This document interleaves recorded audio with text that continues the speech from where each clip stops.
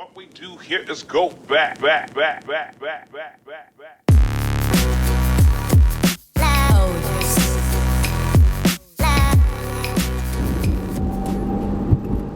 Bonjour à tous. Donc aujourd'hui, je vais vous parler de YouTube.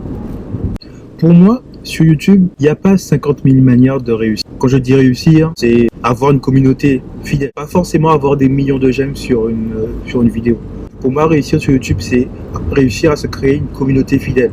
C'est-à-dire sur chaque vidéo que vous allez poster, cette même communauté va réagir en aimant la vidéo ou en l'aimant pas. Bon, peu importe, en commentant ou en commentant pas. Mais que la communauté soit fidèle. Comment avoir cette communauté fidèle?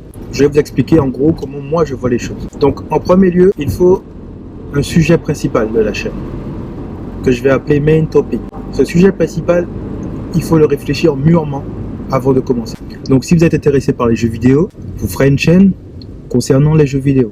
Mais plus votre Main Topic sera précis, plus votre communauté sera restreinte, mais aussi plus elle sera fidèle. Il faut trouver le juste équilibre. Si vous aimez FIFA 17 et que vous faites une chaîne que sur FIFA 17, votre communauté elle sera réduite, mais fidèle. Par contre, si vous aimez d'autres jeux, tels Skyrim, je sais pas, Fallout, et que vous faites une chaîne sur tous ces jeux, votre communauté sera plus répandue, mais peut-être moins fidèle. Donc réfléchissez bien à ce principe. Donc une fois que vous avez trouvé votre main topic, vous pouvez passer à l'étape suivante. C'est le matériel audio et vidéo. Donc ce matériel est très important.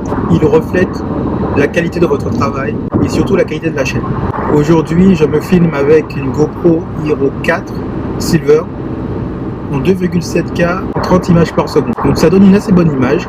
Par contre, le point négatif, c'est que je n'ai pu utiliser que le micro interne de la GoPro. Donc au niveau de la voix, je pense que ça ne sortira pas très bien. Ce qui est primordial, c'est d'avoir dès le début un bon matériel audio et vidéo.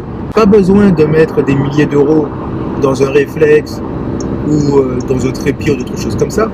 L'important, c'est de commencer par quelque chose qui va vous servir au moins les 5 premières années.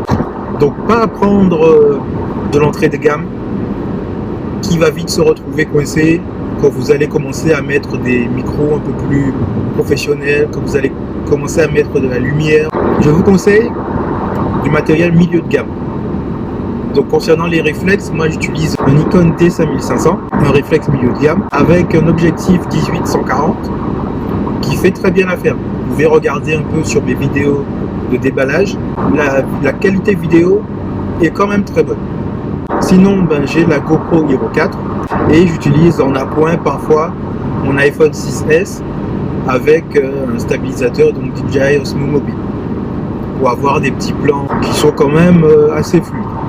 Donc vous voyez, avec juste 3 caméras, on peut commencer à faire des choses intéressantes. Au niveau prise audio, je vais vous conseiller, mais je suis pas encore totalement équipé. C'est-à-dire que pour le moment, au niveau prise audio, j'utilise le microphone interne donc de l'iPhone 6S qui est juste, mais pour le moment ça va. Je pense par la suite donc m'équiper de micro Rode que je vous mettrai dans la description. D'après les avis, est très intéressant. Donc on verra ça, je ferai un petit test, un petit unboxing de tout ça. Donc une fois que vous avez votre matériel vidéo, il ne faut pas tout de suite commencer à filmer. L'étape suivante, c'est de réfléchir au scénario de votre vidéo. Ne commencez pas tout de suite à se dire bon voilà, je vais commencer à faire des déballages, bon, j'ai reçu un colis, je l'ouvre et voilà. Réfléchissez d'abord au scénario de votre vidéo. Qu'est-ce que vous voulez montrer, comment vous voulez le montrer et surtout pourquoi. Une fois que vous avez réfléchi à tout ça, vous pouvez commencer à filmer. Je vous conseille, peut-être pas au début les premières vidéos, mais de réfléchir dès à présent à plusieurs points de vue, c'est-à-dire utiliser plusieurs caméras pour filmer les mêmes scènes. Ça me paraît pour moi très intéressant, au cas où si le plan ne vous plaît pas, vous pouvez passer de l'un à l'autre, etc. Ça me paraît très intéressant d'avoir 2 plans. Bon là j'en ai pas 2 parce que je n'ai qu'une seule GoPro, mais ça ne saurait tarder. Mettre 2 plans, vous voyez, un par exemple ici et un là ou là. Avoir 2 plans, un large, un de plus étroit, pour pouvoir voir différentes choses et discuter différemment. Donc là typiquement, quand vous présentez des objets ou un service, vous pouvez avoir une caméra qui montre le projet, l'objet ou le service, l'autre caméra qui vous filme expliquant un peu la démarche à suivre, le descriptif. Et l'étape suivante est l'étape de tournage. N'hésitez pas à refaire plusieurs fois. à répéter. Je vous avoue que c'est un peu compliqué de répéter quand on veut déballer des objets. Parce qu'une fois que c'est déballé, c'est déballé. Mais pour toute autre vidéo, n'hésitez pas. Si le plan ne vous plaît pas, il plaira peut-être pas à votre communauté. Donc n'hésitez pas à être très critique sur vos vidéos.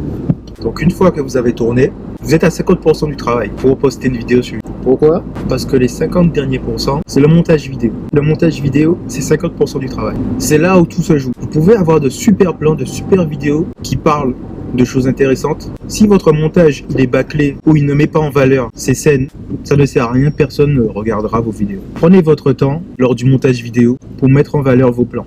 Donc voilà, je pense qu'on a fait un peu le tour. Ce que je pense de YouTube, comment réussir, ce que j'appelle la réussite. Et donc voilà, j'espère que la vidéo vous a plu et qu'elle vous a apporté quelque chose. Et puis n'hésitez pas à mettre aux commentaires si vous n'êtes pas d'accord avec moi ou si vous avez un avis différent. Donc merci à vous, portez-vous bien, à la prochaine.